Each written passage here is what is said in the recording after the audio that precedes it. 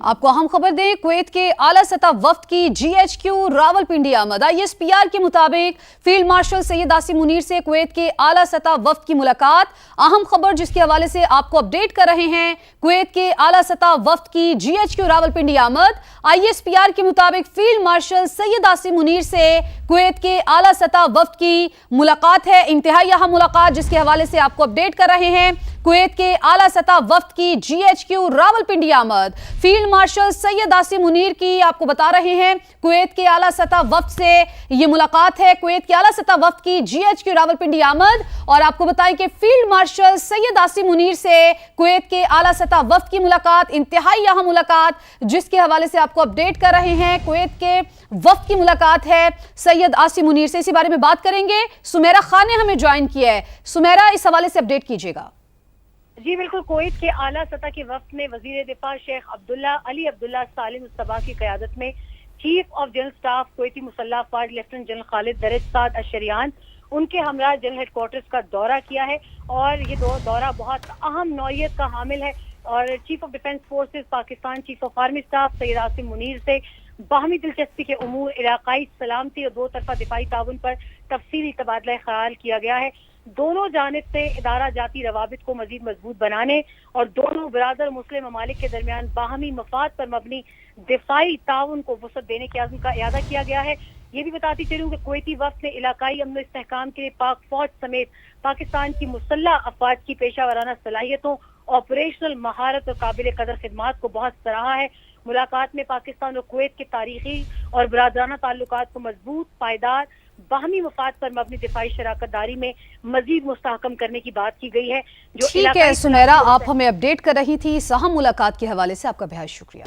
وزیر پیٹرولیم علی پرویز ملک نے گیس قیمتوں میں اضافے کا عندیہ دے دیا، کہا قیمتوں کے سلیب پر نظر ثانی کی ضرورت ہے، سبسڈی کے موجودہ نظام کو تبدیل کیا جانا چاہیے، تمام صارفین کے لیے یکساں گیس قیمت کی جانب منتقلی ضروری قرار دی۔ ایران مذاکرات میں پیش رفت کا امکان، خام تیل کی قیمتوں میں 4 روز کے دوران $5 فی بیرل تک کمی، برطانوی برینٹ کروڈ 92 سے کم ہو کر $87 فی بیرل پر آ گیا، امریکی WTI بھی 86 سے کم ہو کر $81 کا ہو گیا ہے۔ اور گوگل کے بعد ایک اور امریکی ٹیکنالوجی کمپنی موبیز کا پاکستان میں دفتر قائم، چیئرمین SECP کا کراچی میں آفس قائم کرنے کا خیر مقدم، کا سلیکان ویلی میں چلنے والی ٹیکنالوجی کمپنی موبیز پاکستانی ملکیت ہے۔ اور اب کو ذکر کریں گے غیر ملکی کرنسیز کا۔ انٹر بینک میں ڈالر کی قدر کو دیکھا جائے تو 1 پیسے کی کمی ہوئی ہے، جس کے بعد قیمت $277.51 پر آ گئی۔ یورو کو دیکھیں تو انٹر بینک مارکیٹ میں 23 پیسے یہ سستا ہوا، پھر برطانوی پاؤنڈ کی قدر میں $1.37 کی کمی ہوئی، جس کے بعد قیمت $377.04 پر آ گئی ہے۔ گولڈ مارکیٹ کی بات کریں گے۔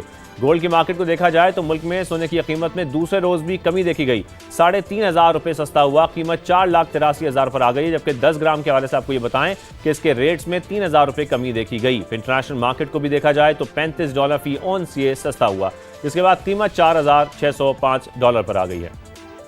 آج کے موضوع کی طرف آتے ہیں، آپ اس کے حوالے سے بات بھی کریں گے، لیکن اس سے پہلے آپ کو بتائیں کہ جو اہم معاشی خبریں رہی ہیں اس ہفتہ بھر کی وہ کیا رہی ہیں، ظہیر علی خان کی رپورٹ میں دیکھیے۔ ملک میں جعلی کرنسی نوٹوں کی بھرمار پر سینٹ کی قائمہ کمیٹی برائے خزانہ نے رواں ہفتے اسٹیٹ بینک کے حکام کو آڑے ہاتھوں لیا، تو حکام نے بتایا کہ یہ معاملہ کابینہ کے سامنے رکھا گیا۔ کابینہ نے نئے کرنسی نوٹوں کے ڈیزائن فائنل کرنے کے لیے ذیلی کمیٹی بنا دی ہے۔ 5,000 کا نوٹ 20 سال پہلے بنایا گیا تھا، اب نیا نوٹ آئندہ 20 سال کے لیے ڈیزائن کیا جا رہا ہے۔ یہ بھی کہا کہ $10 کا نوٹ مرحلہ وار ختم کرنے کی تجویز ہے، جس کے بعد ملک میں سب سے چھوٹا کرنسی نوٹ $20 کا ہوگا۔ سینیٹر طلعت محمود نے اسٹاک ایکسچینج میں نقصان میں چلنے والی کمپنیوں کو منافع بخش ظاہر کرنے کا معاملہ اٹھا دیا، کہا بڑے نام استعمال کر کے لوگوں کے ساتھ فراڈ کی کوشش ہو رہی ہے، یہ white collar crime FIA case ہے۔ وفاقی کابینہ کی کمیٹی برائے نجکاری نے رواں ہفتے ڈسکوز کے ری اسٹرکچرنگ پلان کے پہلے مرحلے کی منظوری دے دی۔ پہلے بیچ میں شامل Faisalabad electric supply company FESCO, Gujranwala electric power company گیپکو اور اسلام آباد الیکٹرک سپلائی کمپنی آئسکو کے ری اسٹرکچرنگ پلان کی منظوری دی گئی۔ اقوام متحدہ کی رواں ہفتے جاری رپورٹ کے مطابق پاکستان کی 63% آبادی یعنی 16 کروڑ 7 لاکھ افراد صحت بخش خوراک خریدنے کی استطاعت نہیں رکھتے۔ غذائی قلت کا شکار افراد بھی 4 کروڑ 4 4 लाख से तजावुज कर चुके हैं। घी और कुकिंग ऑयल की कीमतों के तयन के केस में सुप्रीम कोर्ट ने मुसाफकती कमीशन का फैसला बरकरार रखा। पाकिस्तान वनस्पति मैन्युफैक्चरर्स एसोसिएशन को 3 करोड़ रुपए जुर्माना आयद किया गया था। सुप्रीम कोर्ट ने यह भी करार दिया कि कारोबारी इदारा अपनी तिजारती जरूरियात के मुताबिक कीमत का आजादाना तयन करे। मुश्तरका कीमत का तयन आजादाना मुसाफकती कीमतों की जगह नहीं ले सकता। वजारत तवानाई ने रवां हफ्ते नेट मीटरिंग सार्फिन की दरखास्तें जल्द निपटाने के लिए नया तरीकाकार भी लागू कर दिया। जांच पड़ताल और तस्दीक की अमल शुरू किया जा चुका है। पेट्रोल डीजल की कीमतों में इजाफे का सिलसिला रवां हफ्ते भी बरकरार रहा। बिजली भी 2.5 रुपए फी यूनिट महंगी होने का खदशा है। नेपरा में इस हवाले से दरखास्त दायर हो चुकी, जबकि महंगे पावर प्लांट बंद करने से मुल्क में लोड शेडिंग का नया सिलसिला भी शुरू किया जा चुका है। ज़हीर की रिपोर्ट आपने देखी। आज के प्रोग्राम में हम जिक्र करेंगे कॉटन की प्रोडक्शन के हवाले से। इसमें इजाफा देखा जा रहा है। मुल्क में कपास की पैदावार में पिछले साल के मुकाबले में इजाफा देखा जा रहा है। अंदाज़ा लगाया गया है कि मजमूई पैदावार में 25% तक इजाफा होगा। 15 अगस्त तक जिनिंग फैक्ट्रियों में जो पैदावार लाई गई वो गुज़श्ता साल के इसी अरसे के मुकाबले में 25% ज़ायद है। पाकिस्तान कॉटन जिनर्स एसोसिएशन के मुताबिक इस अरसे में 11,13,000 बेल्स जिनिंग फैक्ट्रियों में लाई गई। एसोसिएशन के मुताबिक सिंध की पैदावार में 42% का इजाफा देखा गया, जो 7,34,000 बेल्स रिकॉर्ड की गई हैं। इस दौरान पंजाब से कॉटन बेल्स की आमद 2.5% इजाफे से 3,79,000 तक महदूद रही। सिंध का जिला सांगड़ पैदावार के लिहाज से सरफहरिस्त रहा है। इस दौरान कपास की आमद में गैर मुतवक्के इजाफे के बायस रुई की कीमतों में कमी का रुझान भी मुसलसल जारी है। 300 से लेकर 400 रुपए फी मन तक कमी रिकॉर्ड की गई है, जिसके बाद पंजाब में कीमत 18,800 रुपए जबकि सिंध में 18,600 रुपए पर आ गई है। काश्तकारों की बात करते हैं। काश्तकारों के मुताबिक इस दफ़ा मुवाफिक जो मौसमी हालात हैं उसके बायस कॉटन प्रोडक्शन में इजाफा देखा गया, जबकि जो सैलाब की सूरत हाल है वो कंट्रोल में रहने की वजह से भी कहा जा रहा है कि बेहतरी आई है। असल सूरत हाल सितंबर और अक्टूबर के दौरान सामने आएगी। फिर दूसरी जानिब हम देखें तो बेहतरी के बावजूद माजी के मुकाबले में कॉटन की पैदावार कम रहेगी। माजी में सालाना पैदावार 1.5 करोड़ बेल्स तक रिकॉर्ड की गई, जबकि इस साल 65 लाख से 75 लाख बेल्स तक महदूद रहने की तवक्को है, जो पिछले साल से बेहतर होगी। लेकिन हुकूमत ने पैदावार का हदफ 96 लाख बेल्स रखा है और ये सवाल सामने आ रहा है कि क्या ये रियलिस्टिक है। लेकिन कपास की काश्त का रकबा मौजूदा साल के मुकाबले हम देख रहे हैं कि कम भी कर दिया गया है। इसी मामले पर आज हमने बात करनी है। अहमद जवाद साहब, chief organiser Pakistan business forum, हमारे साथ मौजूद हैं और एहसान हक साहब से भी हम बात करेंगे, चेयरमैन कॉटन जिनर्स फोरम है, वो भी हमारे साथ मौजूद होंगे। अहमद जवाद साहब, पहले मैं आपकी जानिब आऊंगा। ये जो ओवरऑल हम जब कॉटन की बात कर रहे हैं, ये कॉटन बेल्स में 25% जो इजाफा है, इसकी बड़ी वजूहात क्या हैं और जो हुकूमत के टारगेट्स हमारे सामने आ रहे हैं, क्या वाकई वो रियलिस्टिक हैं आपके मुताबिक? थैंक यू शाहजीब साहब to having me in your show. सबसे पहले तो मैं जो पिम्स का गुज़िश्ता रोज़ अलमनाक वाक़या है उसकी मज़म्मत करता हूँ और वालिदैन के साथ इज़हार हमदर्दी करता हूँ और उम्मीद करते हैं कि ये इंक्वायरी जल्द मुकम्मल होगी और जो ज़िम्मेदारान हैं उनके खिलाफ सख्त कार्रवाई होगी और पिम्स को एक प्रॉपर एक इंटरनेशनल स्टैंडर्ड्स पे रिवाइव किया जाएगा।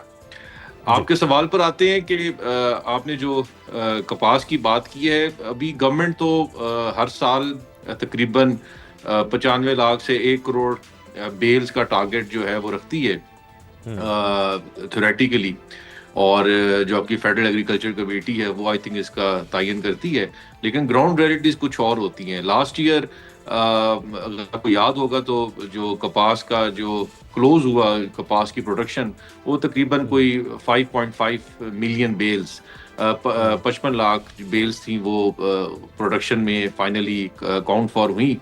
अब उसमें ये है कि जो कपास, और इस दफ़ा आपकी बात ठीक है जो आपने इंट्रो में दिया कि इस दफ़ा जो वेदर की फोरकास्ट बेहतर है और इस दफ़ा थोड़ी सी क्रॉप में बेहतरी आई है। हाँ जी, बेहतरी आई है। तो इसमें हम लोग इस दफ़ा जो इंडिपेंडेंटली हम लोग असेस कर रहे हैं वो ये है कि 1 से 1.5 मिलियन बेल मजीद एड अप हो जाएगा। इससे ज़्यादा की उम्मीद नहीं है क्योंकि over the period of years कपास को हुकूमती सतह पर जो भी हुकूमत आई उसने बहुत निगलेक्ट किया है। आपको याद होगा कि कपास की एक जोनिंग होती थी माजी के अंदर और वो जोनिंग जो है वो सारी डिस्टर्ब होगी और वहाँ सारा शुगर केन की फसल आ गई जिस पे हुकूमत ने, वफाकी हुकूमत ने और पंजाब हुकूमत ने बिलखुसूस उस पर कोई तवज्जो नहीं दी। अब इस वक्त अलमिया ये है कि अगर सिंध की हम माइनस कर दें कॉटन फिगर्स तो पंजाब में तो सिर्फ बड़ी लिमिटेड एरियाज रह गए हैं जो इस वक्त कॉटन प्रोड्यूस कर रहे हैं। बाकी सब लोगों ने अपनी कॉटन जिनिंग फैक्ट्रीज जो है वो बंद कर दी क्योंकि फार्मर्स जो है वो कॉटन की तरफ आते नहीं हैं। तो अब हम समझते हैं कि कॉटन इस मुल्क का वाइट गोल्ड है اور ہم ہر سالانہ بیسس کے اوپر اربوں روپے کی امپورٹڈ کاٹن اس ملک میں منگواتے ہیں ٹیکسٹائل ملرز. تو اب یہ ہے کہ کاٹن کو ہمیں واپس ریوائیو کرنا ہے اور حکومت اس پہ سنجیدگی دکھائے, اور خاص طور پہ جو زوننگ ایریاز پرانے جن کا تعین کیا گیا تھا ادھر اس پہ آپ سختی کرے کہ مزید وہاں شوگر کین نہ لگے. ہمارے ساتھ ہی رہیے چیئرمین کاٹن جرنلسٹ فورم احسان الحق صاحب بھی ہمارے ساتھ موجود ہیں, ان کو بھی شامل گفتگو کرتے ہیں. احسان الحق صاحب, جو صورتحال ہم دیکھ رہے ہیں کاٹن کی پیداوار میں ایک اضافہ ضرور ہم دیکھ رہے ہیں, لیکن ساتھ میں جو اس کے پیچھے وجوہات ہیں, ایک تو اس کا بھی آپ ذکر کیجیے گا کہ کیا وجوہات ہیں, لیکن جو فیکٹس اینڈ فیگرز ہیں, جو حکومت کے فیکٹس اینڈ فیگرز آتے ہیں یا جو آپ لوگوں کے پی سی جی اے کے فیکٹس اینڈ فیگرز ہیں, اس میں اتنا واضح فرق کیوں ہوتا ہے؟